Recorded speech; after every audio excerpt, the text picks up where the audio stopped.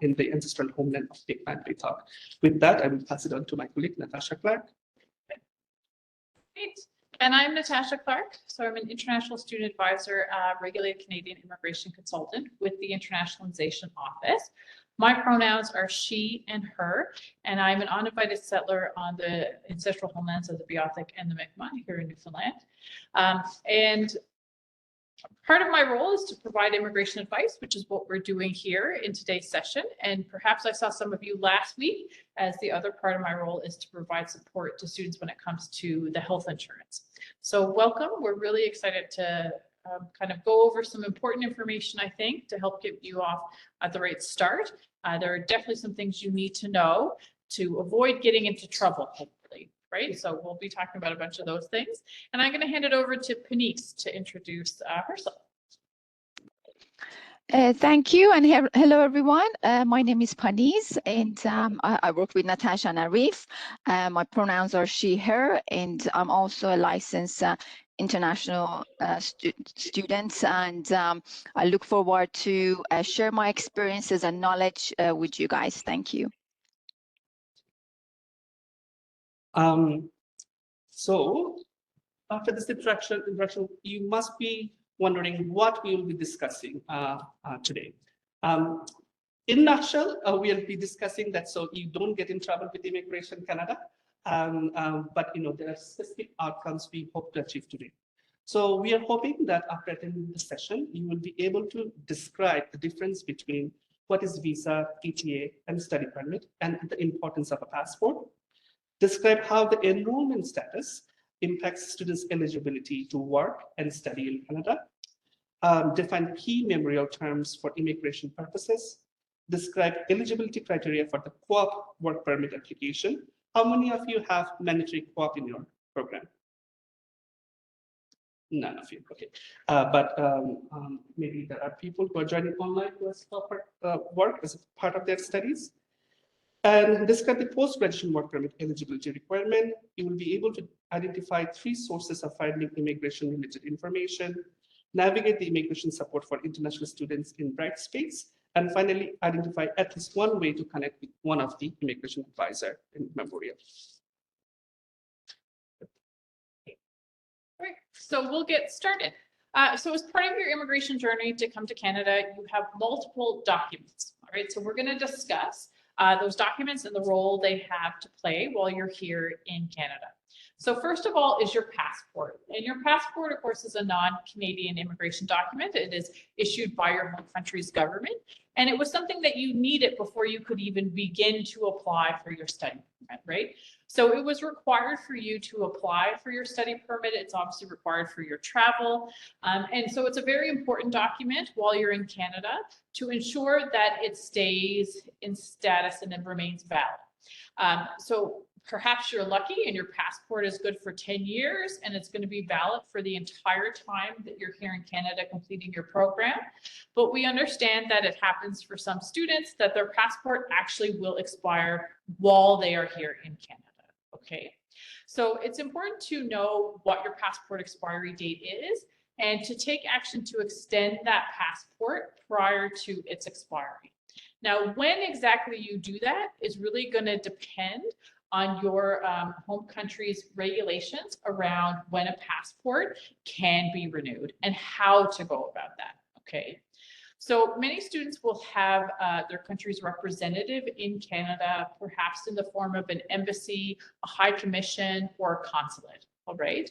And so they are there for you as a citizen of that country to provide you with support and services in Canada, one of which will likely be around passport inquiries and applications. So your country's representative is likely not located in the province of Newfoundland and Labrador. The majority would be kind of in the province of Ontario, around our country's capital, around Ottawa area. So they would certainly have a web presence and contact information, so you want to connect with them. Some students will go through their country's representative in Canada to inquire about the passport application. Others will, because they have a trip home, go and do it on a break from their studies if they're traveling. So there's no right or wrong way. It's just certainly up to you to make sure that you're applying for it prior to expiry, because all of your other documents in Canada are going to depend on that passport, right? So when you were issued your visa and when you were issued your study permit, then you know that they have not gone beyond the validity of your passport. So it's going to be important that you renew the passport before you can then renew those other documents, okay? So we can't advise on your passport because it's not a Canadian immigration rules, but we can certainly help to refer you to the information that might help you to inquire about passport. Is there anybody whose passport may be expiring while they're here as part of their studies?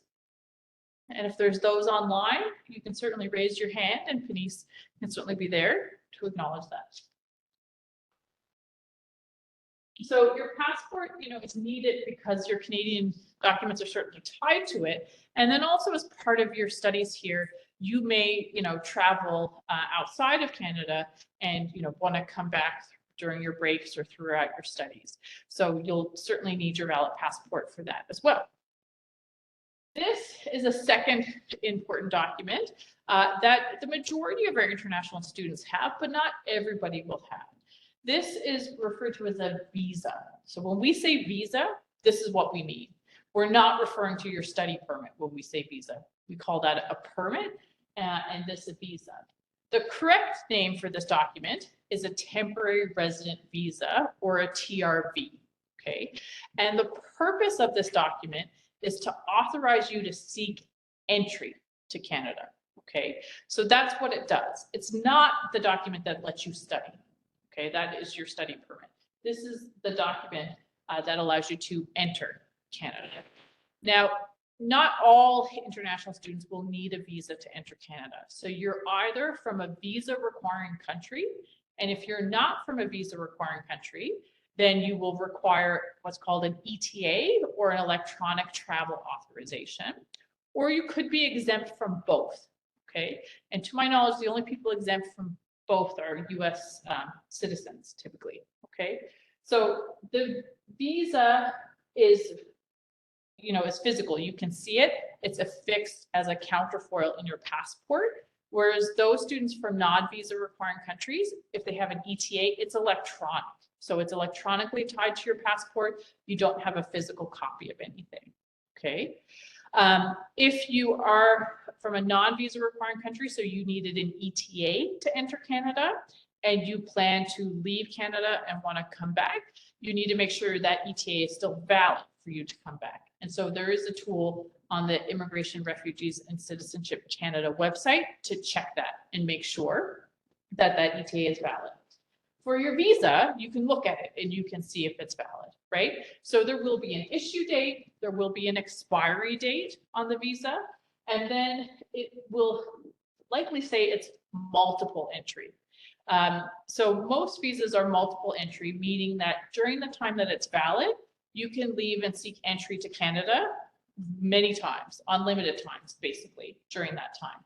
If you happen to have been issued a single entry visa, then it was only good for that one entry, and likely they put a line through it, okay? So a visa is needed if you plan to leave Canada and you need to come back into Canada. There's one exception to that rule. So if you're here in Canada and you have a visa to visit the US, you can actually go to the US and back to Canada, all right? And you can re-enter on just a valid study permit. You don't need a valid visa, but it's not like, Canada, US, to another country, US and back, right? It's just the visit between the two countries is when you might not need a visa. Otherwise, any other international travel, you would need that visa to re-enter. So make sure that's valid if you have plans to travel. If it isn't, you want to get a new visa, there is a process to apply for that from inside of Canada. And that's something that our team can definitely assist you with, and we'll do sessions, information about all of that with students. Okay. So it's a quiz time. Generally, when we do online, I do a FIFA competition, but it is not possible in a hybrid model. So I will point out to one individual, and I will read out a statement, and you have to tell me if it is true or false, okay? And if you are correct, you get a gift. What that gift would be, I do not know, but we will figure it out, okay? So how about I start with you, sir? So the statement is, and you can read it there as well, but I will read it out loud. Visa is an official counterfoil document issued by a visa office abroad that is placed in a person's passport to show that he or she or they has met the requirements for admission to Canada as a temporary resident. Is it correct or false? Correct. You get a gift. I'm not sure what, but good job. Huh? Hot coffee, otherwise cold coffee. Okay, next question to you, sir. You can enter Canada with an expired TRV. Correct. You also get a hot coffee. Now I will go to you, madam. Visa authorizes international students to work on or off campus. True or false? Excellent. Visa does not authorize you to do anything other than enter Canada. It is the job of the study permit, and Natasha Clark will be discussing that shortly. Spicy one if you like. There are two kinds there. There's Mr. Noodle, and there is one from, I believe, Indonesia. Indonesian one scores way better than Mr. Noodle. Anyway, to you, Visa authorizes international students. Okay, no, I already asked that. Visa can be renewed from within Canada. Is it true? Excellent, excellent. You also get Indonesian noodles. So that's it for now, but there will be more true and false. We'll be coming back to. All right. So the visa, as we mentioned, is needed to re-enter Canada. But when you're coming back into Canada, it should also be noted that it's always the border officer who has the final say, right? So it's really important that you have a valid reason for coming back to Canada. And so you need to have a valid status to demonstrate, right, that you have a valid reason for coming back to Canada. And a study permit is a status document. So there are three temporary statuses: visitor, worker, and student, right? And so somebody who's coming to study would typically have a study permit that would authorize them to study. There are scenarios whereby somebody can study without having a study permit, but most of our international students will have a study permit to study.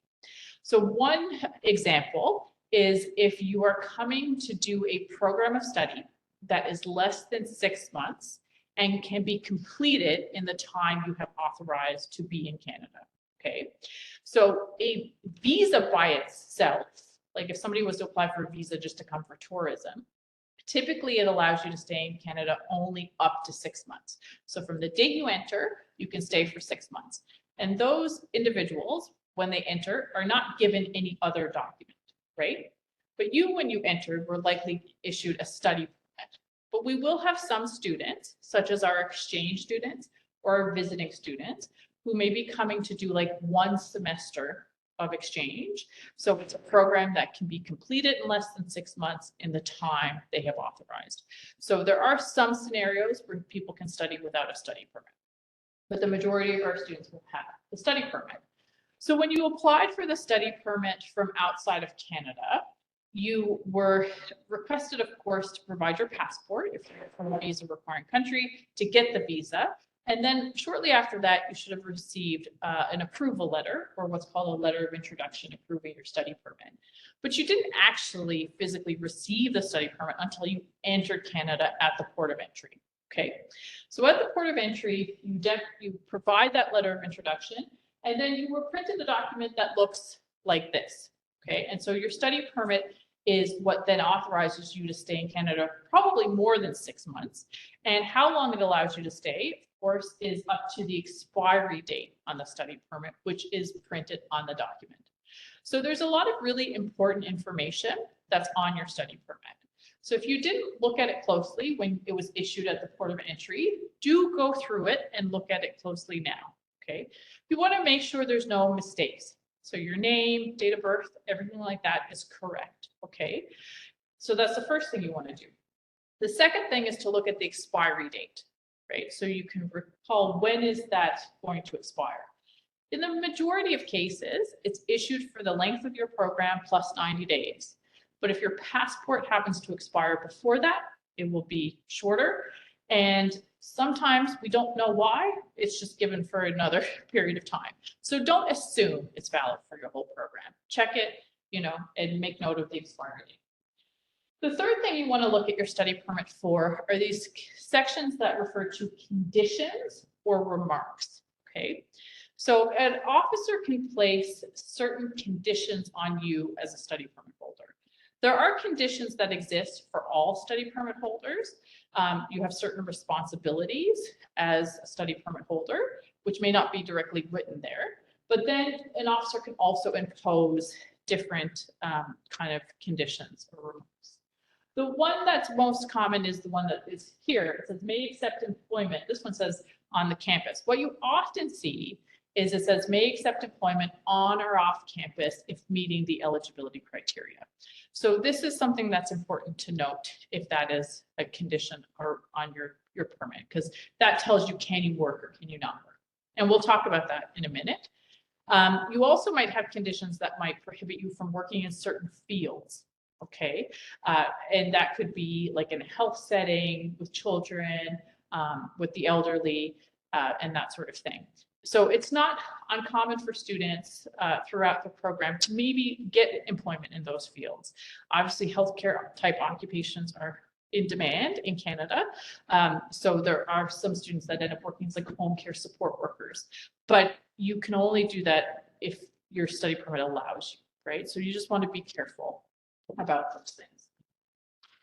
And if you happen to have not come to Canada yet and your study permit hasn't been issued, here's a tip. When you get it issued, before you leave the border security area, have a look, right? And if you have questions, you can certainly ask them. And there's lots more to talk about for a study permit, but we'll pause for a moment. Yeah. Before I go to True and False, especially folks who are joining online, and if you're not here today, crossing any border can be really daunting. I came to Canada a long time ago, like almost 21 years ago, as an international student. And when I came in, when I saw the immigration officer, I was literally shaking. So I know it could be a daunting experience and when they make a mistake, to correct them could feel like, oh my God, what will happen? But believe me, you can. You can request that, and if it's within regulation, they will certainly do that, okay? Now, true and false, again, start with you, sir. So study permits allows you to enter Canada, true or false? Or false, like you have to have a study permit to plan a program with more than 6 months. Yes, but does study permit allows you to enter Canada? It's actually false. Study permit, you need a study permit, but if you want to enter Canada, you will have to have a valid visa, right? No worries, no worries.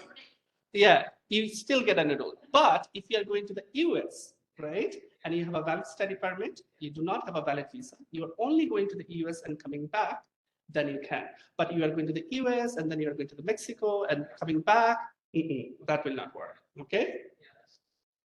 Yes. Is it possible to have a study permit if you haven't yet entered Canada? No. If you do not enter Canada, you will not get a study permit yet. Yes, sir. Study permit authorizes you to work if you meet the conditions, correct?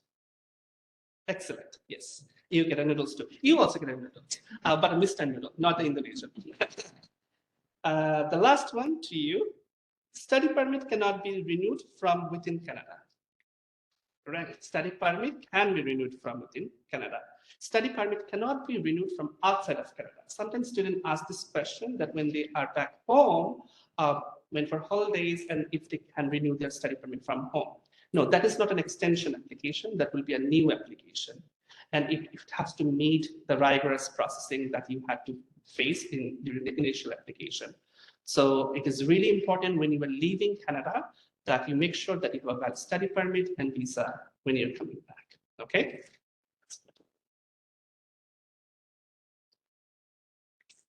Right, so as we get into kind of more information about what your responsibilities are as a study permit holder, I think it's really important to have a good understanding of some kind of key terms that relate to kind of, you know, your academic, well, I guess the academic calendar and your study permit, right? Words that can be kind of used for both purposes.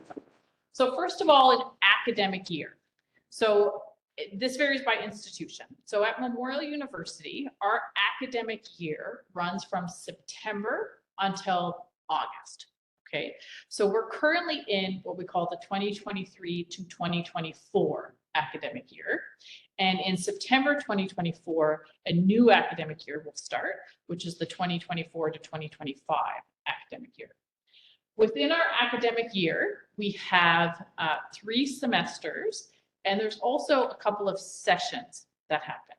So we have the fall semester, which runs from September to December, the winter semester, which runs from January to April, the spring semester, which runs from May to August.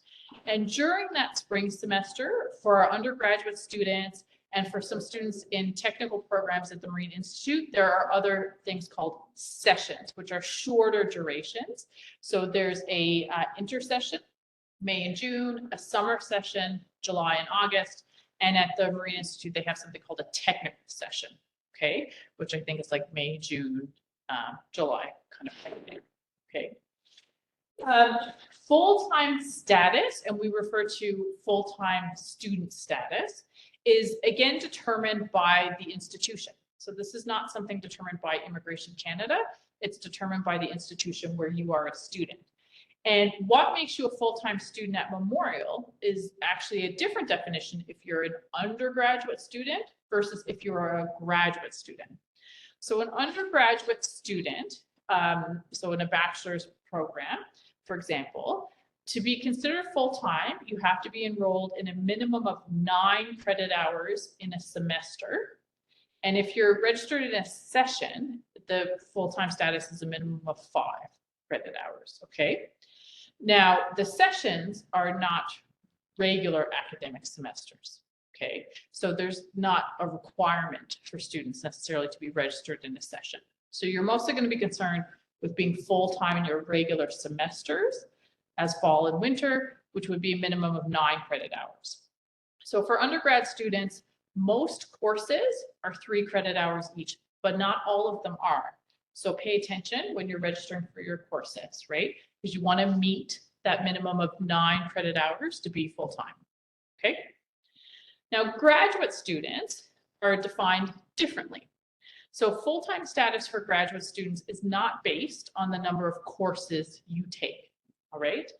The formal definition of a full-time graduate student, as it appears in the university calendar, is someone who works no more than 24 hours a week. Okay.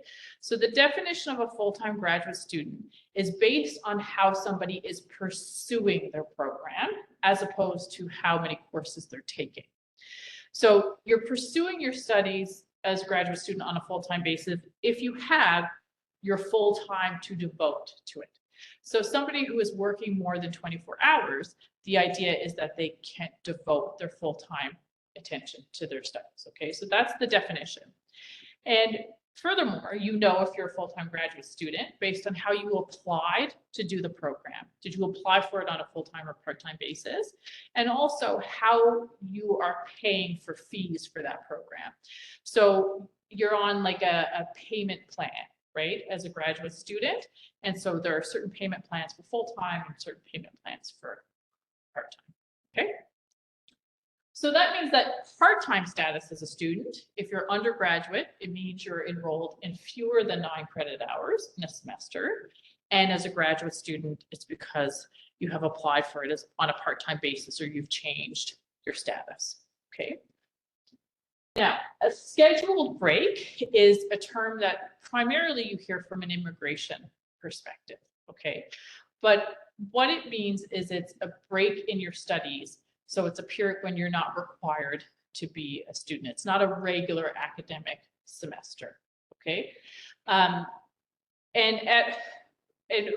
whether or not you have a scheduled break in your program is really going to depend on your program of study, right? So first of all, our graduate students actually have 0 scheduled breaks as part of their studies. The way graduate student enrollment works is once you register in your first semester, your enrollment just rolls over every semester until you finish your program, okay? Unless you happen to apply and get approved for a leave of absence. So once you start, then your registration just rolls over. There's no break between semesters or anything like that, okay? For our undergraduate students, it depends on your specific program, but the majority of our undergrad students will have fall and winter as a regular academic semester. Spring will be a scheduled break or an optional semester because there's just fewer course offerings during that period. And our undergrad students will also have the time between semesters as breaks. So when their last exam ends until the start of the next semester. And our undergraduate students will also have what we refer to as midterm break or reading week as breaks. Okay, so there's a week in February in the university diary, which is a midterm break or reading week, they call it. So that's a scheduled break, but for our undergrad students, not our graduate students. Okay, there are some undergraduate programs that are very structured where spring is not necessarily an optional semester. So typically it's those competitive entry programs like our Bachelor of Science in Nursing, the Bachelor of Engineering program, and like there's the Bachelor of Education programs, and you can see through the program's website, you know, how those programs are laid out. All right. A leave of absence, from an immigration perspective, there can be authorized leaves and unauthorized leaves, right? So a leave of absence just refers to taking a break from your studies, okay? If you are a graduate student, because your enrollment rolls forward all the time, if you need to take a leave from your studies, you have to actually apply and request and be approved that leave of absence. So that becomes an authorized leave of absence, okay? As an undergraduate student, there's no such process because you have to apply, you have to register each semester, right? When your registration time comes up. So you don't need to request a leave, you just don't register. And you cannot register for up to 2 consecutive semesters and still be eligible to register in the 3rd. But once you don't register for 3 consecutive, you then are no longer a student. You'd have to reapply for admission, okay? So I'm giving you this information, not because I recommend a leave, but because sometimes it has to happen. And it's really important to appreciate that leaves can have some significant immigration impacts, okay? And so just giving you an understanding of these until we get into a bit more about your responsibilities in terms of your study permit, okay? An academic suspension would be something that we hope doesn't happen, but can happen, whereby perhaps you perform poorly academically, or you maybe have some academic integrity allegations, right, in terms of plagiarism and that sort of thing. So those are taken very seriously by the institution, and it can result in a required withdrawal or absence from the institution, okay? Sometimes, you know, it can be a withdrawal and termination, depending on the severity, and other times it can be that you have to sit out for 2 or 3 kind of semesters. All right, so it ends up again being a period of a gap in your studies, which can have some impact. Right? Okay. So now we'll talk a little bit more about that study permit, which was that document we showed you. So if you're here on a study permit, it's important to know a lot of things. It can get really complicated, but we'll try to break it down as best as we can. The very first one is to never let your study permit expire. So it's really important to know what the expiry date of your study permit is. Hopefully it's valid for long enough for you to complete your program. And you should certainly be working towards completing your program in the length of time that the program is designed for, right? So if it's a 2-year program, you should be looking to do it in 2 years.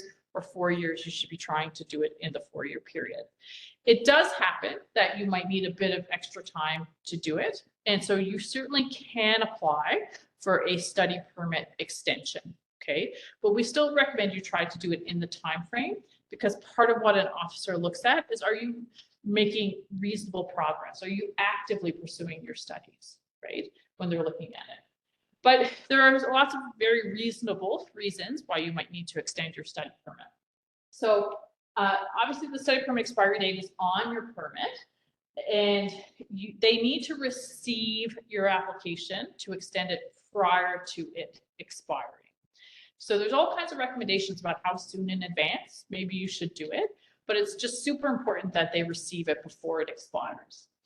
So if they receive your application before it expires, and it has expired but it's still in process, you have what they refer to as maintained status. Okay, so during that period you keep the status you had, so everything is just as normal. You can study and work as you were able to do under maintained status. All right, if it happens that you didn't submit, they didn't receive the application before it expired, you then, the day after it has expired, you are no longer in status, you're out of status.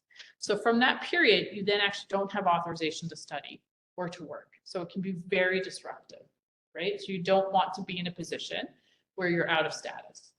You do have a period of 90 days from when you lose status to be able to restore that status if you want to, okay? So again, it's almost like a whole new language, right? Maintain status, restoration of status, and that sort of thing. Now, your study permit, as I mentioned, is likely issued to you for 90 days beyond your estimated completion, right? But it might happen that you finish your program sooner than that, okay? There is a section in the immigration regulation that actually says your study permit becomes invalid the earlier of the date on the document or 90 days from completion of studies. So this is important if you're in a situation where you end up finishing it much sooner, okay? Don't assume you have status to stay in Canada for that whole time. It will become invalid after that 90 days, okay? And that kind of is in line with this condition that's placed on all study permit holders, which says you must actively pursue your studies and maintain your enrollment. So it means a few things. One thing it means, as I mentioned, is that you're making that reasonable progress towards your program. The other part is that you're staying a registered student. That's the maintaining enrollment piece, right? So basically, they don't want people on study permits here in Canada who aren't actually studying, right? Essentially, that's what it means. Now, they will kind of allow you this period of up to 150 days where you can be in Canada and not be registered, because they understand that a lot of programs will have like a scheduled break or a break as part of their studies, which would be less than 150 days, right? So it's okay to do that, but it might impact you in other areas, right? In terms of being able to work and that sort of thing. But you definitely can't be in Canada on a study permit more than 150 days, not being a registered student, okay? Thirdly, and I think we already mentioned this, you want to read the conditions on your study permit. This applies, this condition here on actively pursuing your studies applies to everybody, but you might have specific conditions on your study permit that you want to look at. And the one condition that's really important to understand is about whether or not your study permit authorizes you to work, okay?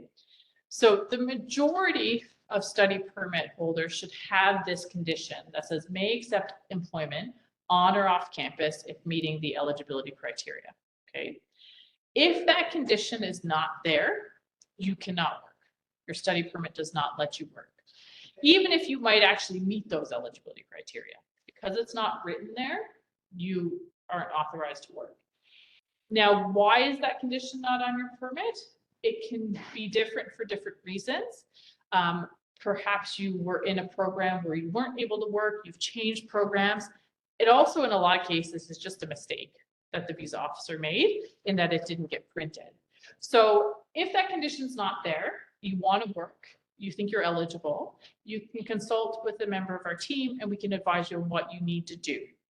Okay, because you need that condition there to be able to get a social insurance number, right? So that might be the first place you run into that issue. If you try to apply for a SIN and you can't, okay?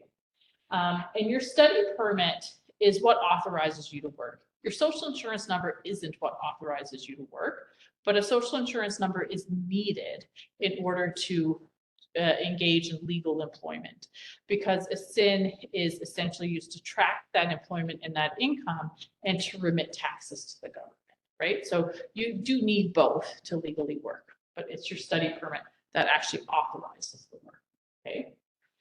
So first of all, you have to have that condition there. If you have that condition there, then you have to understand what it means, because it says like if eligible under, and it references these sections of the immigration regulations. So essentially, your ability to work is different on campus versus off campus, okay? So you can work on campus as long as you're a full-time student, and they don't limit the number of hours you can work. But you can only work off campus if you're a full-time student in a program of study that's at least 6 months and leads to a degree or diploma, okay? Which most of our students are in such programs. And typically, you're limited to 20 hours a week off campus during regular academic semesters, but you can work full-time during a scheduled break. But during the scheduled break, in order to work full-time, first it has to be a break that's scheduled as part of the program. So it can't be a leave of absence, right? Or a gap in your studies, right? It has to be scheduled as part of your program. And you have to be a full-time student before the break and after the break, okay? So the rules are normally 20 hours a week off campus during regular semesters and full-time during scheduled breaks, okay? So our grad students don't have any scheduled breaks, so they're typically always limited to that 20-hour a week off campus, right? Now I think we kept a slide in here about it. Yes. So you may have heard that there is in place right now a temporary public policy that will allow certain eligible students to work more than that 20 hours a week. Okay, so it doesn't apply to all study permit holders. You have to be eligible, and your eligibility depends on when you applied for your study permit.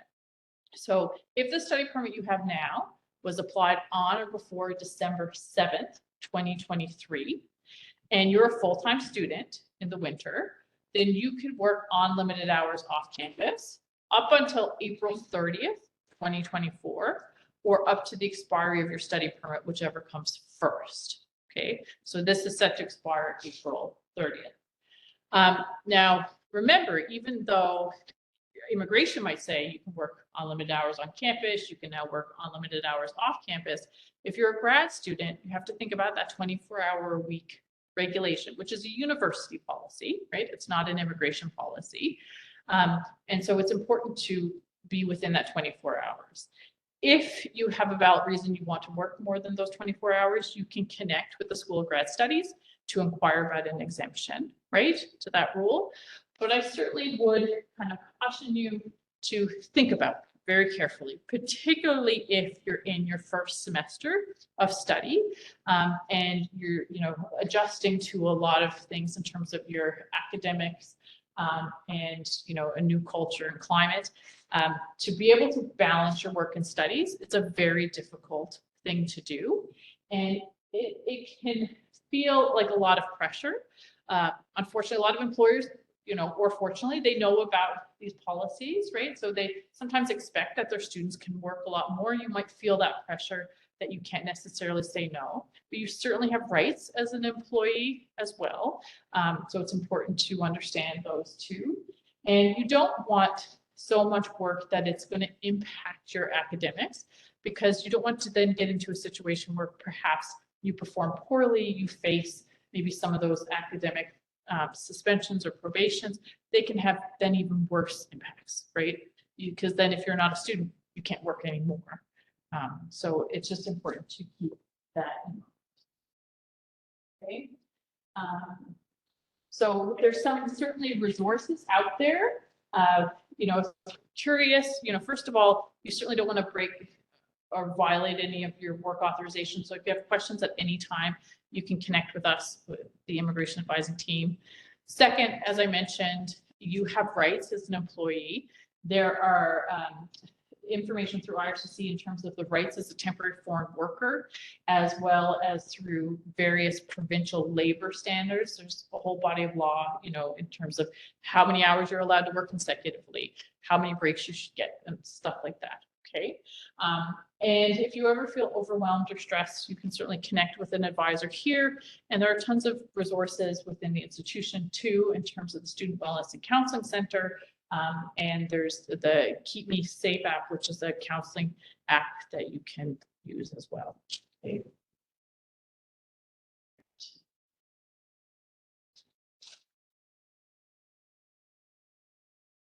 Oh. Yes, it's your turn. Quiz time. Okay, I will start with you. So first question, undergraduate students can work full-time during their scheduled break. Excellent. You. Graduate students do not have any scheduled break and as a result cannot work more than 20 hours off campus during their program of study. Correct. Of course, there is an exemption. And again, if you are going to work more than 24 hours during this exemption period, and if you qualify, you will have to take additional permission from SGS. Excellent. And you, part-time students are eligible to work. No, part-time students cannot work. Only full-time students can work. Only time part-time students can work if it is during their scheduled break. For example, undergraduate students, your scheduled break is usually from May to August. Some program, it may not happen, but if your program allows May to August is your scheduled break and you are doing part-time studies during that time, you can work full-time. But otherwise, part-time students cannot work. Matter of the fact, if you're a full-time student throughout your program, at the end of the semester, something happens and you drop a course and become a part-time student, then you will have to stop working.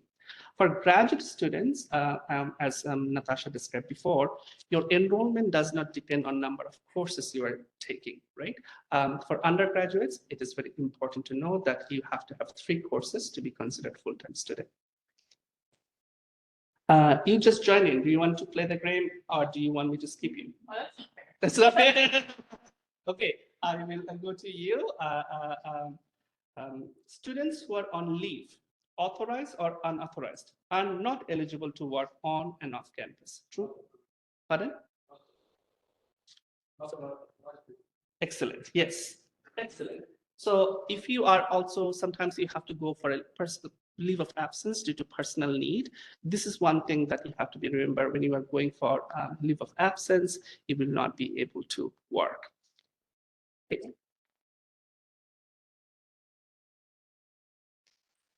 Right. So that's all we really wanted to discuss when it comes to study permits. So we're going to move on to a couple of other immigration programs that you might want to avail of as a student or might need to as a student. So this is a co-op work permit. So Arif had asked in the beginning if anybody has a program where there's like a work integrated component. So they might call it a co-op or a work term. Maybe it's a placement that's not paid or an internship. Is anybody in such a program? Okay. And I don't know if there's anybody online, so we'll leave that to Denise to monitor if you want it to put it into the chat or raise your hand. So if you're in such a program, or maybe if later on you apply to get into such a program, it's important to make sure that you have the authorization to work in that work component of your program. So we've talked about how your study permit may allow you to work, you know, and the idea with the work authorization as part of your study permit is just to allow you to work in addition to your studies. When the work becomes a requirement of your studies, most students will need to apply and get a separate work permit to be able to engage in that type of work, okay? So if your program includes some type of work experience, you would need a co-op work permit. And that can be applied for from inside Canada. So it's an online application. There's no fee for the co-op work permit, but it can sometimes take many months to obtain. And ideally, you need to have that work permit before you begin your placement. So this is just to advise students, if you're in a situation, the earlier you can apply for your co-op work permit, the better. And it's a pretty straightforward application to make, and you'll need a letter from your program coordinator or co-op coordinator that confirms that you need this as part of your program. Now, there are scenarios where, because of this temporary policy that currently exists, which allows certain students to work more than their 20 hours off campus, some students who are eligible under those policies can actually do their placements without a co-op permit, okay? But most will need it. Okay. Quiz time. What did we end? Okay, so you want to participate? Excellent. So I'm going to read out a statement and you have to tell me if it is true and false. If you answer it correctly, you get Indonesian noodles. If you answer it incorrectly, you get Mr. Noodles. Okay, so the first question, the first statement, to obtain a co-op work permit, you must be in a program where co-op is a mandatory part of the studies. True. Excellent. Indonesian noodles. Now next question to you, madam. The application fee for the co-op work permit is $500. Is it true or false? It's false. So you, you will get a Mr. Noodle, or maybe you did it on purpose. You wanted a Mr. Noodle. Co-op work permit application is perhaps only application which is for free, right? There's no cost associated with it, which in my theory means that, you know, if you pay for something, they take so much time. And if you don't pay for something, then how much time they could possibly take, right? So if co-op is coming, especially folks in the online, you know, I will suggest to apply for co-op work permit ASAP, okay? Well, we're getting towards the end, so lots of times for questions. A post-grad work permit, or PGWP. So some of you might have heard about this program, and this is something that you wouldn't avail of now at the start of your program, but perhaps upon completion of your program. So post-grad work permit is an open work permit, meaning it's a work permit you can apply for without having a job offer, okay? And it's open, so you can work for multiple employers or pretty much any employer in Canada. And you may be eligible upon completion of a program of study in Canada, and the work permit can be valid for up to 3 years, okay? So it is a very attractive program because it can allow you time to kind of explore and engage in the Canadian labor market after your studies. And it can possibly be a tool that might help you gain the necessary experience or be able to accept a job offer, these types of things that might potentially make you eligible for permanent residency in the future. So if you have such goals for yourself to look at becoming a permanent resident of Canada, or to be able to just kind of engage in the Canadian labor market as a recent graduate on a full-time basis, the post-grad work permit will likely be something you're really interested in and you want to apply for upon completion of your program. So even though you can't apply for it now, you have to wait till you finish your program. It's really important to pursue your program in such a way that you will be eligible for a post-grad work permit at the end, okay? Not everybody who comes in on a study permit and completes the program is going to get a post-grad, and not every graduate of Memorial is going to get a post-grad work permit.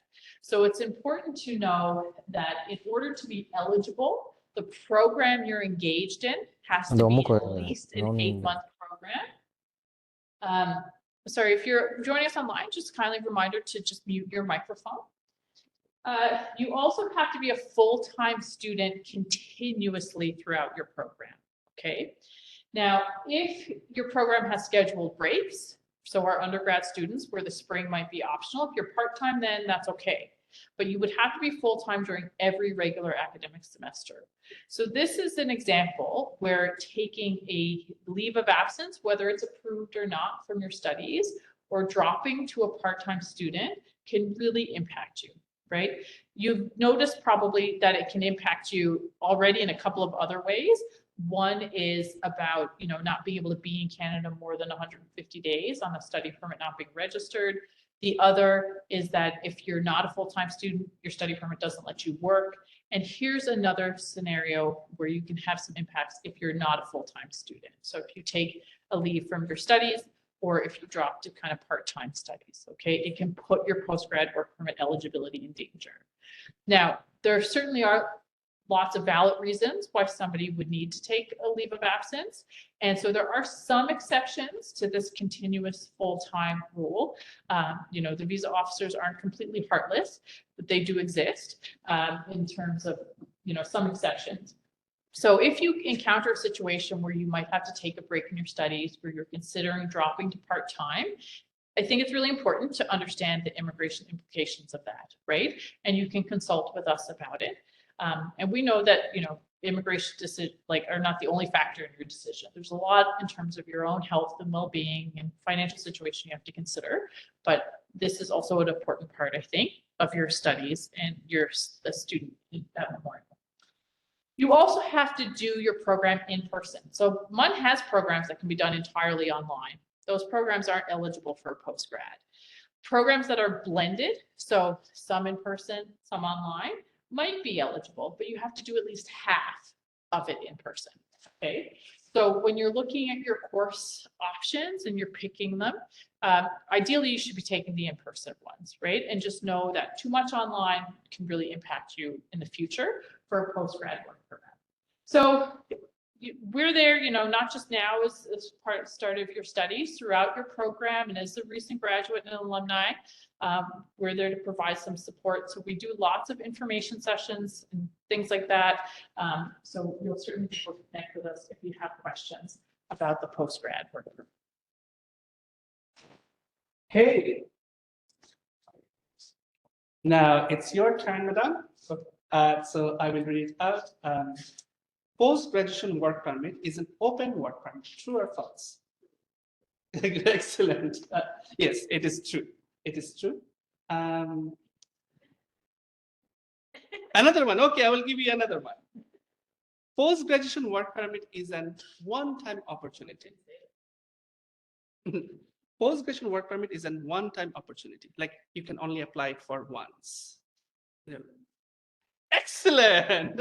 You get Indonesian noodles. Actually, you get 2 Indonesian noodles because Natasha Clark did not address that. So PGWP is essentially, if you use it, apply for it once, it's done deal. You got it, it's done. So you finish your undergrad and you got a PGWP, and then you do your master's. You're like, oh, I will get another PGWP. That's going to happen. Okay. Now, question for you. So I will essentially read out a statement. You have to tell me if it's true or false. If you answer it correctly, you get a Indonesian number. And if you correct inaccurately,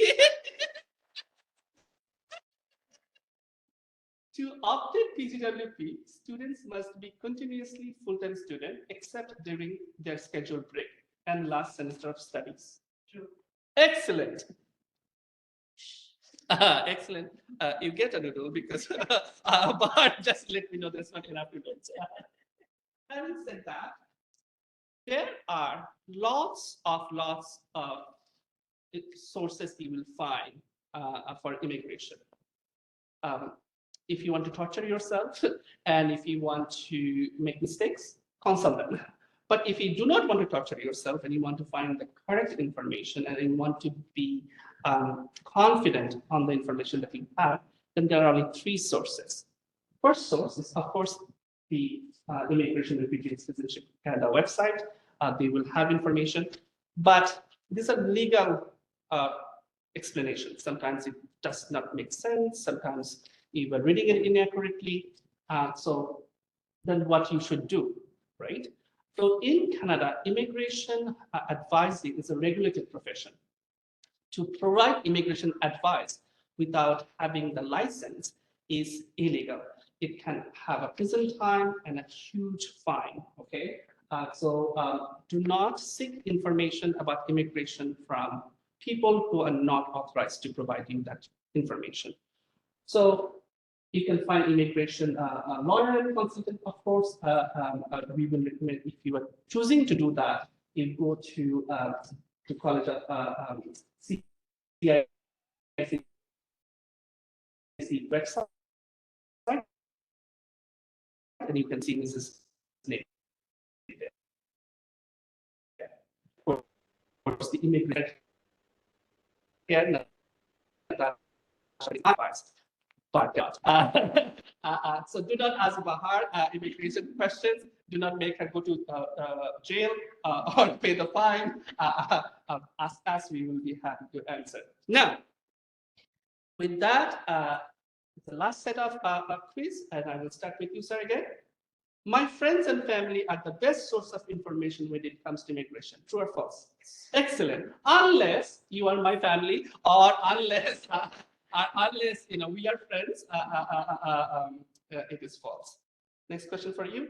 It is illegal to provide immigration advice without having appropriate license and authorization. Excellent. So are you going to share what happened today to you with your friends? Okay, good. But what you can share is that there is a recording of this session, and people should see that. Now, the next piece is that it's a very important one, because throughout the year we will have immigration session. Not all, as we discussed previously, that our office can help you with the question related to temporary immigration. We cannot answer questions about permanent residencies, refugee application, or citizenship applications. But we work with external lawyers, government bodies to host sessions. All those sessions are posted online, okay? And you attend those sessions through this Brightspace. If you are registered, you should have access to immigration support for international students, Brightspace. If you don't have it, email us, we will get you in. And so essentially, this is from this place you can access the immigration sessions.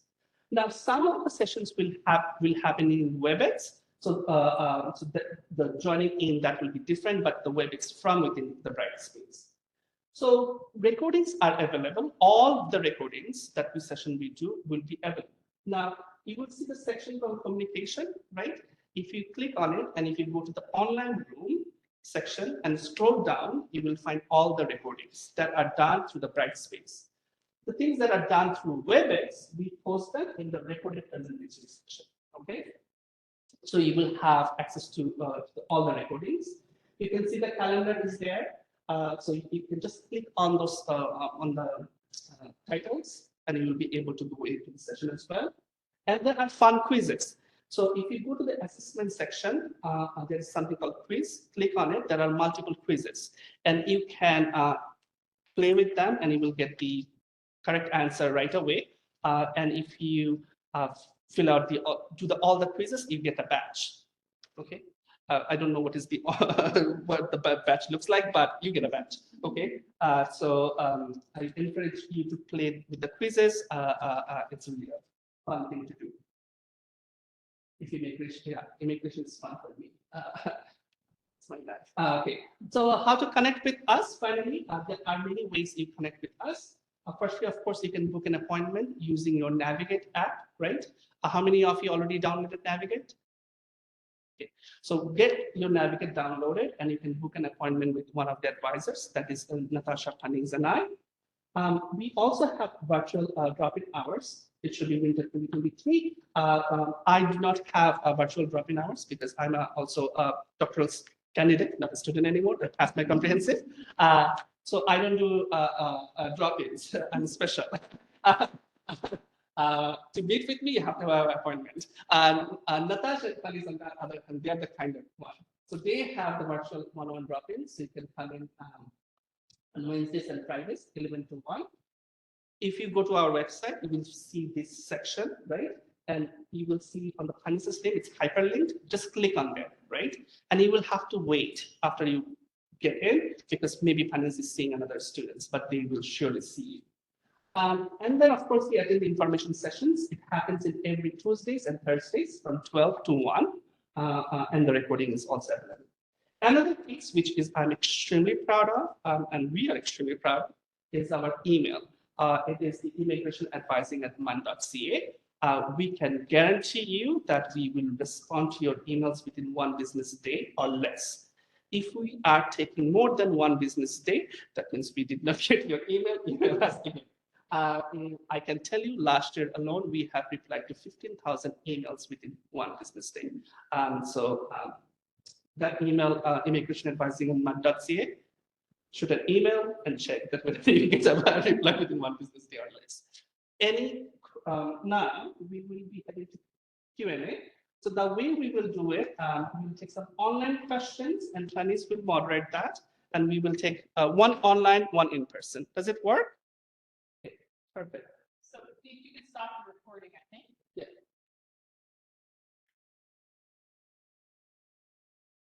Yeah. Natasha and Arif, I messaged you guys. I lost being the co-host, so I can't control anything here. Okay. We need to stop the recording. I don't think it's off. Oh, it's not recording? Okay. It says meeting recording is in progress. Okay, so I'll have to try to stop. Yeah, Can you stop it?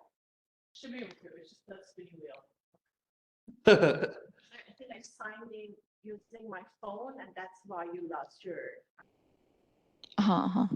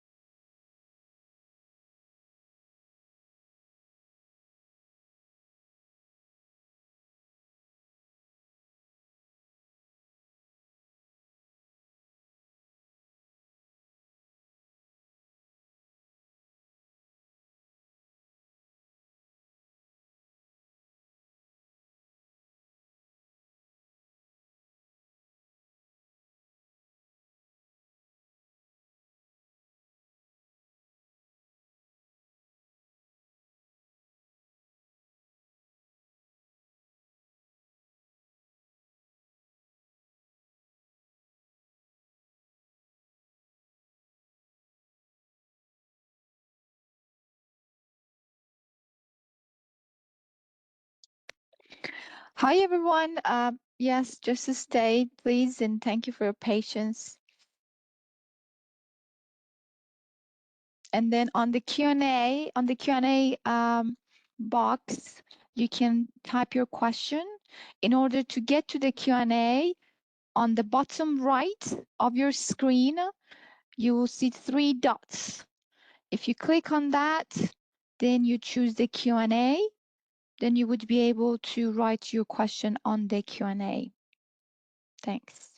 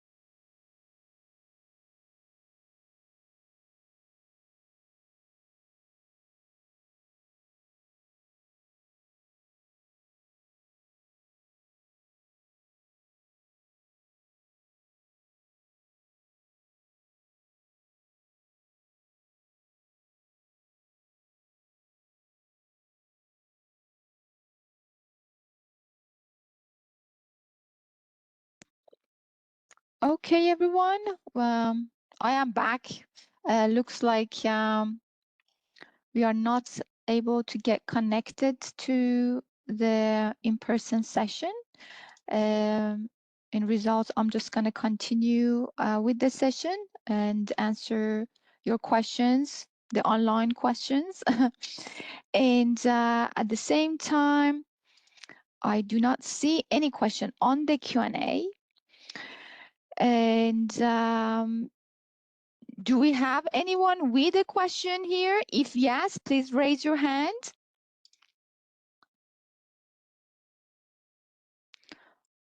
I see Rockwell had asked whether the session is happening. And yes, it is happening. We communicated that we are waiting to get connected. And because we couldn't get connected, I am going separately than the in-person session. So Rockwell, do you have any question? You can unmute yourself, or anybody else the same way. Please raise your hand if that is the way you are more comfortable with. Again, I do not see any question on the Q&A. All right, Evans, please go ahead. You can unmute yourself or you can type the question. Yeah, good afternoon. Good afternoon. Yeah, please, I'm Evans from Ghana. Welcome. Yeah, my question is, my study permit was approved late. In fact, I received a message from IRCC on the 22nd December, and I had to submit my passport for other documentation. So I'm now making plans to travel to St. John's to start with my first semester. So I want to know, will that impact my study permits application in any way? Since I'm late, I wasn't able to arrive on the stipulated January 4, 2024. Thank you. Okay, Vince. So in order to answer your question, it's not just about getting to Canada. It's about, does the school allow you to start late? I do not know. That is what you need to communicate with the school of your program. It's okay, you were not here on January 4th, but can you start later? What's going on with your registration?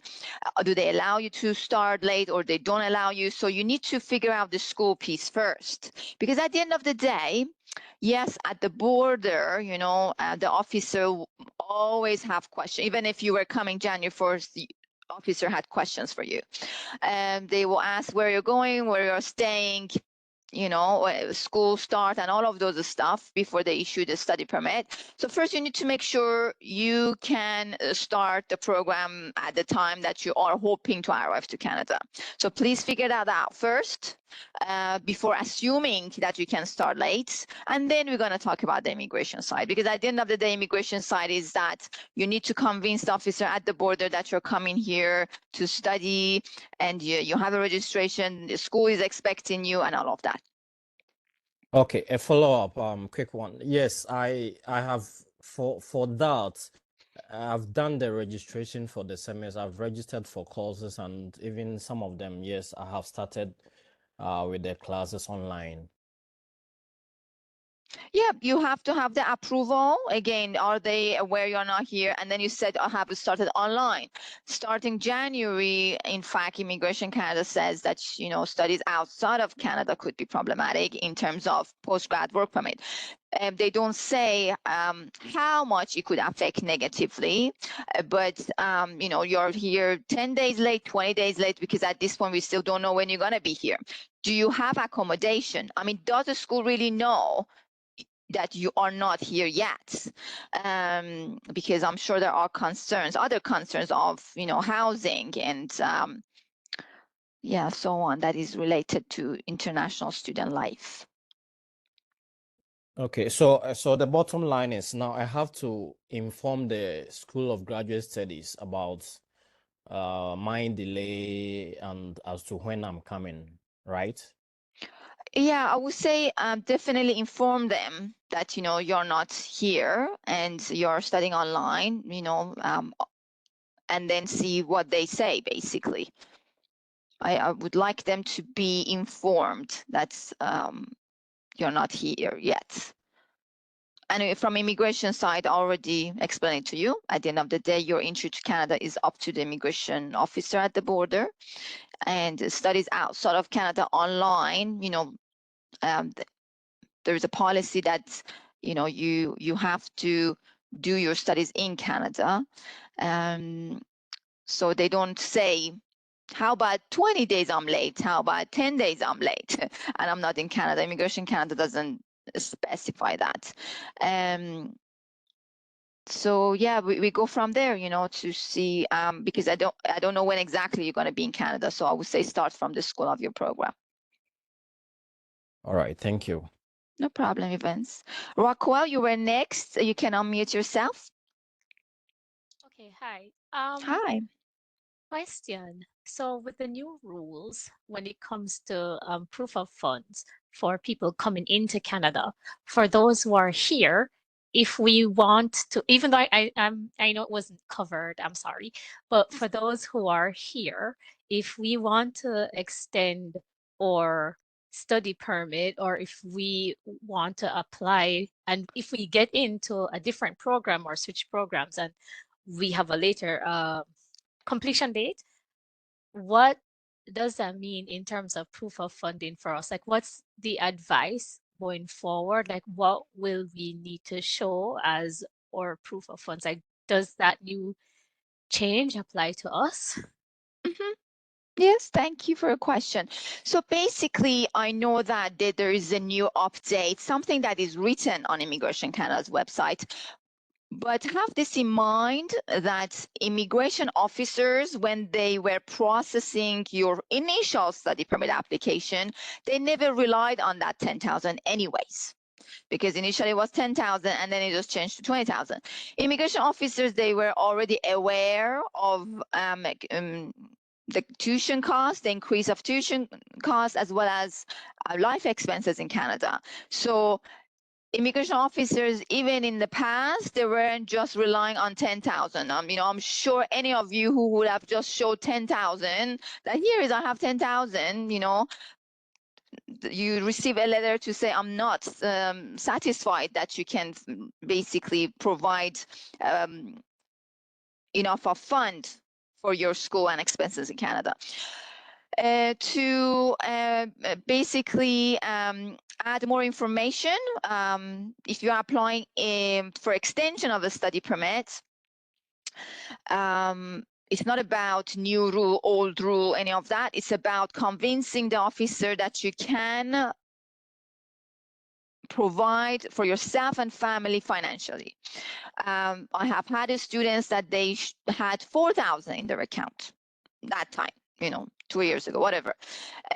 But they showed that their bank statements, that is consistent money going to their account. They have never owed fees to school. Their balance, of their bank statement was not negative or zero. There was always a reasonable balance in their bank statements, and their study permit extension got approved. So I'm just bringing those examples to say that it's not about really those digits. There is that can be used as a guide. For example, a student asked me, what number shall I show? I cannot tell you what number to show, other than what, that source that I can refer you to, that website. But I can share my experience to say you need to just convince the officer by providing this information that you can support yourself financially. Hopefully I have answered your question, Rockwell. Yes, thank you. No problem. I think, sorry, I lost I think Evans was next.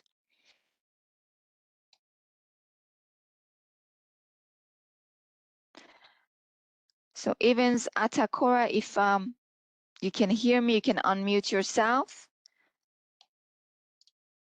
Yeah, Evans, I'm here. Please, yeah, You've answered my question. I spoke first before Raquel. Yes, I But- thought maybe a follow-up. So would you mind bringing your hand down, please? Okay. Thank you. And then, sorry, if I'm not pronouncing your name correctly, I apologize. Ikena, Hello, hi, how are you today? I'm fine, thank you. How are you? Good, thank you so much for asking. Okay, so I have a question. Yes. Okay, I'm currently in school. I resumed school already and I've paid my fees. I'm a full-time graduate student, engineering, oil and gas. Mhm. So I came in this winter and my program is supposed to be on till next winter. So my study permit expires in October this year because my passport expires in November.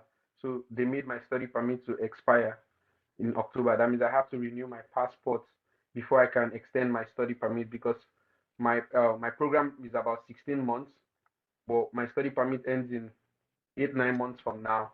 So when will it be the best time for me to, start, processing my study permit once I get my new passport? Okay, thank you for your question. Just to clarify, something you said about this term, this winter term, and next winter term. So I didn't get that piece. So are Okay, you starting my, this my winter or you're not? yes, I'm starting this winter, but my program lasts till next winter. You're going to, so you're saying your program ends next winter. Yes, next winter. Okay, perfect. Okay then, so yes, just to summarize your question, so basically you because of your passport, your study permit is short. It doesn't cover the length of the program, so you want to extend that, and you do require to connect with the consulate embassy, of your country, and see how you can get a passport, because it's not about when can I apply for a study permit, at this point is about when can you get your new passport. Yeah, I said once I get my new passport, when should I apply since my since my study permit expires in October? No, If I'm October, able to November. get my new passport between now and May, when is the best time to apply? Yeah, so Immigration Canada doesn't say when is best time. It's always a student case specific. Let's say if you're in a case that you don't receive your passport till last minute, so I would say apply last minute. But if you receive your passport 3 months, 4 months, 6 months in advance, you can apply for extension 6 months in advance.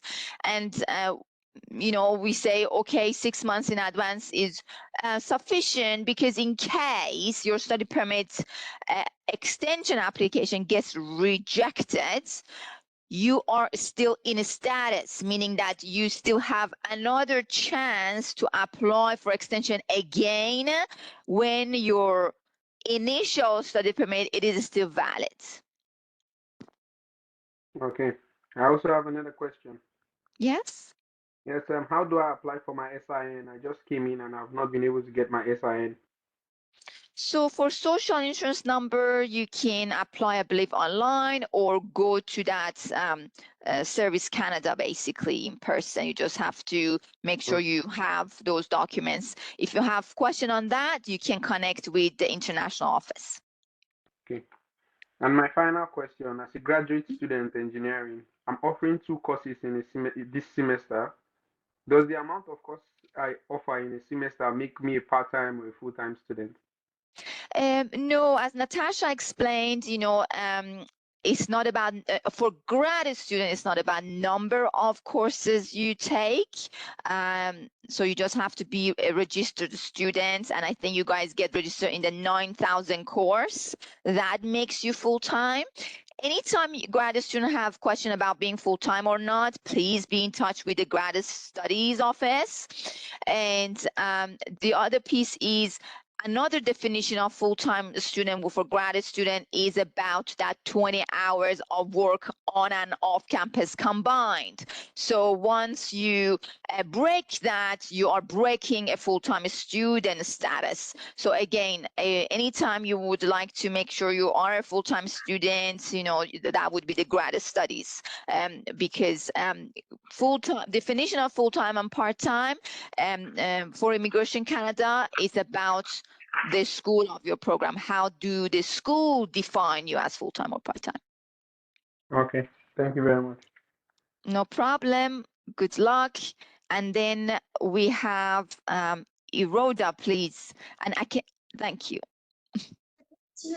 Yes, hello. Hi. I had a question actually. It's just I was told that students that took their study permit before 7th of January, January, right? No, December, before 7th of December have some privileges, right, about work stuff. So my question is, it's just when I get the visa, right? Is it the day that I got study permit, or when I entered to Canada, by that time I got my study permit? Is it the date? Which date is like date of that thing? Okay, Rhoda. So you're bidding correct. It's not about like having the study permit. It's about when you applied for your study permit. So Immigration Canada says if your study permit application was received, you know, before December 7, 2023, and then you have to be in Canada, and then you have to have the study permit before we can talk about work eligibility, because that is ending end of April. So if you're not in Canada, you know, we can't really talk about that yet. I am in Canada already. All I did right. visa application on November, right? I did visa. Is it that visa application it's not visa application, it's study permit application, right? Am I correct? Yes, it needs to. It has to be a study permit application being received by Immigration Canada before December 7, 2023. And then when you receive the actual study permit at the border, it has to have working condition on it. And also you need to be a full-time registered student. And then we get to another piece that if you are a graduate student, you need to get that exemption from the graduate studies in order to be able to work more than 20 hours off campus. I see. Yeah. It means the application date, right? Yes. When I applied to visa actually, right? When you submitted your study permit application to Immigration Canada, they're looking at that date, not the date that is written on your study permit. I see. Thank you a lot. Thank you. No problem. Good luck. I guess, Raquel, you have another question? Yeah, actually, I think I saw something where you can book like an appointment. I was on Navigate, but I don't recall seeing how to book the appointment.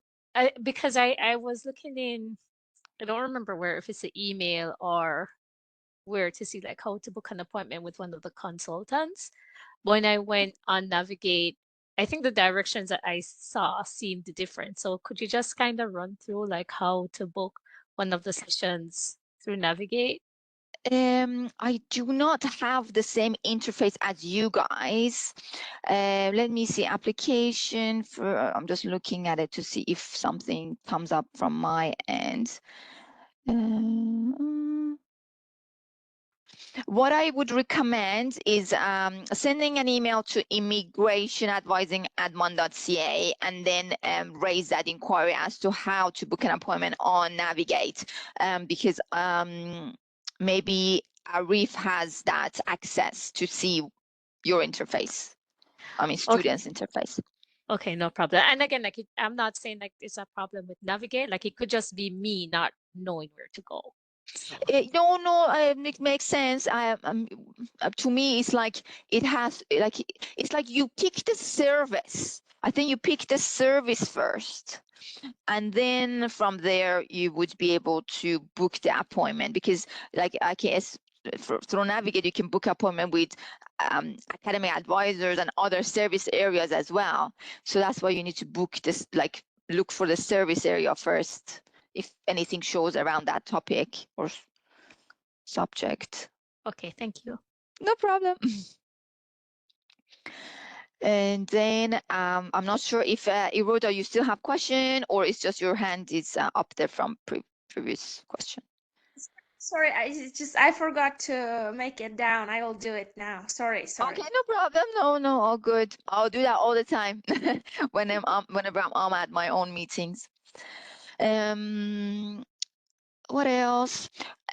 Meanwhile, because I don't have any question here, I highly recommend students to pay attention to a couple of things that Natasha said about don't let your study permit to expire, because I see that every semester, when your study permit expires, you cannot continue studying, you cannot work. So then you just jeopardize so many things at once.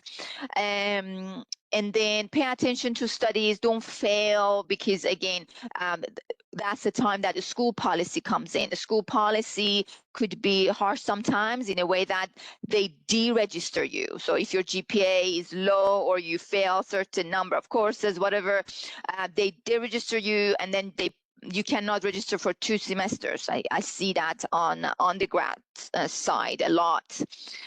And then that again makes your status complicated, because you cannot stay in Canada without studying. That is up to 150 days only. You cannot work. If just so many things comes along. Otherwise, immigration rules, it is kind of straightforward in a way that you just apply for extension of the study permit if your studies goes beyond the study permit expiry date, and then it's just the time that you fall off of that, meaning that you become deregistered, you work too much, and that's why you cannot pay attention to studies enough. And then you become part-time because of that failure course, or you become deregistered. So those stuff then just makes things complicated. Otherwise, it's not complicated. Other than applying for extension of a study permit, if your studies goes beyond that expiry date of the study permit. Along the way, I also want to, I'm going to just share the link, is our website, which is a couple of, areas. So I just shared it on the chat box. This is the link to our website where we have shared information, whether you're a newly admitted student, if you're a current student, if you are about to graduate, we have categorized that and then provided a link separately and provided information as to what is visa, when to apply for a visa, when to apply for a study permit, what do you need to apply for a study permit.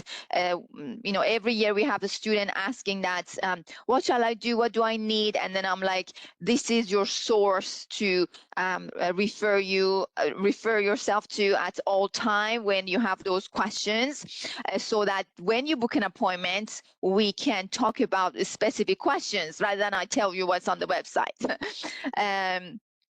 So please, save that link so that you can refer to. On the same link, on the left-hand side, there are different tabs, which is like how to connect with us or even other areas and so on. But this one is specifically about information that we have provided. Also, this semester, we decided to do not only information sessions, but also how to apply, for example, for a study permit extension. So I would go through the steps on how to apply for a study permit extension. We are never able to do the application for you because we are not representatives. We are not licensed to help with any area other than advising basically on a student status. For example, any other work permit than postgrad work permit, we are not able to advise. We cannot advise on permanent residency questions. So on those sessions, I can provide steps on how you gonna do your application and answer questions along the way. So I said that because on the same link on the left-hand side, you will see a tab that it says information sessions for students. And then we have a schedule as to what is going on Tuesdays and what is going on Thursdays. And then you can go to Brightspace and join the session. Yeah, just this kind of stuff came to mind.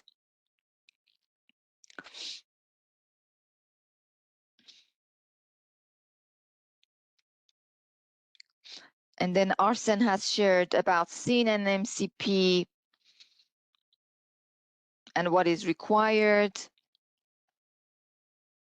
Any other question as it relates to immigration from me?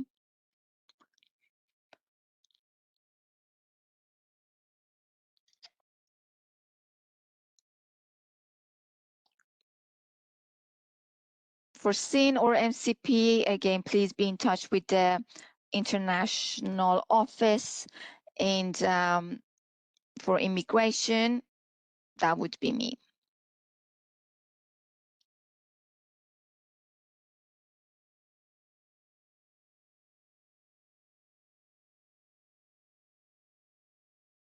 Okay, Evans? Yeah, please. Yeah, you just spoke about a link to the Brightspace, those recorded information. Could you please repeat it again? No, I said I have shared a link. So on the chat box, I'm not sure if you managed to open that. So if you click Okay. on, Okay. Yeah, I've seen it. Yes, it's there. Thanks. Okay, Yes. no problem. And then I said that is like information that we share about the study permit extension. And, when you're graduating, there are different, so we have categorized it depending on what stage you are in Canada. And then I said on the left-hand side, you see different tabs. They are in black. Those are links. And if you look at the immigration advising, you will see connect with an immigration advisor, you see immigration information, or you see information sessions for students. And then under the information sessions for students, you see a schedule of what is going on Tuesdays and Thursdays, and then you go to Brightspace and you would be able to join.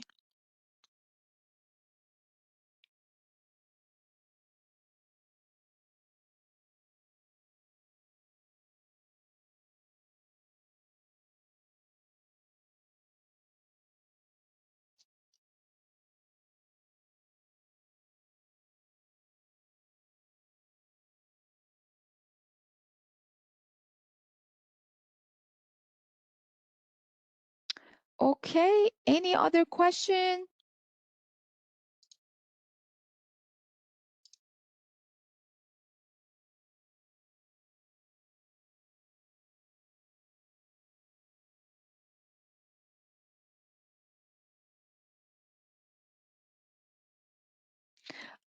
Okay, Yok, boy, you can go ahead. Hello. Hi, how are you today? Yeah, I'm fine, thanks. Good. I have a question about one of the eligibility criteria to apply postgraduate work permit. I heard from one of you that students must study at least 50% of their program in person in order to apply postgraduate work permit. My question is it applied to all kind of the program? Because my program is thesis-based program, it means that I just take a few courses in the first 1 or 2 semester, and after that I have to do a thesis. I have to do a research. So the total numbers of courses that I have to take are only about 3 or 4 courses, depending on my supervisor. So if I take more than 50% of course online, Good. how much it impacts on my ability to apply postgraduate work permit? Mhm. So basically, Immigration Canada doesn't specify about research, whether that is in person or online, you know. So to us, research, it is in person. And then when it comes to courses, it's like we're going to look at, again, we're going to look at from a school perspective, because Immigration Canada also doesn't specify what is 50%, 50% of number of courses or what. So that's why as a school, we're going to go with total course credit hours. So in your program, you need to find out, you know, how long is the total course credit hour or length of your program, and then we go about 50% of that, and to be in person in Canada.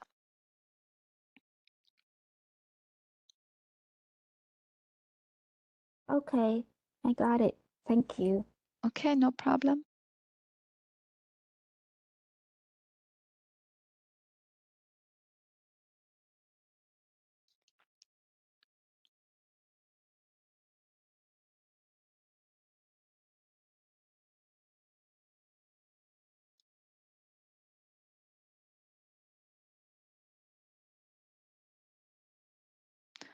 Sorry, I'm silent because I'm still waiting for any questions that you may have. I don't have anything else to add.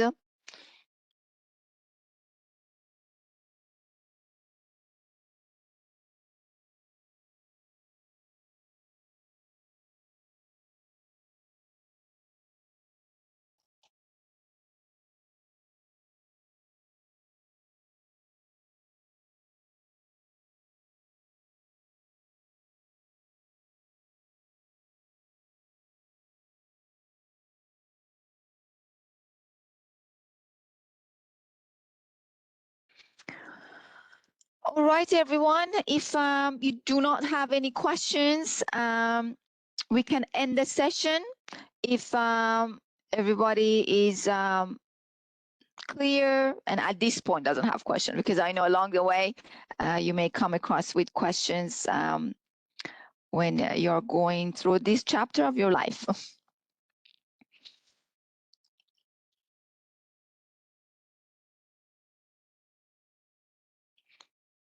And at last, you know, I would like to say, make sure you familiar yourself with the areas of services. For example, you know, the school of your program, who to connect with, your academic advisors, you know, because another area I'm not able to help is any academic questions.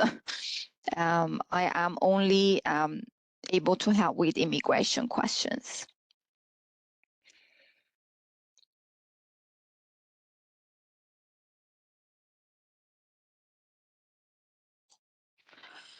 All right, everyone. I wish you all the best, and thank you so much for participating. You guys are definitely ahead of the ones that didn't participate, and I'm hoping you are aware of where to find us now. I shared the link that has different tabs of information session, where to connect with us and how to find us, and more. Good luck and take care. Thank you. We are grateful for your time. Thank you, everyone. Bye. Bye. Bye. Thank you.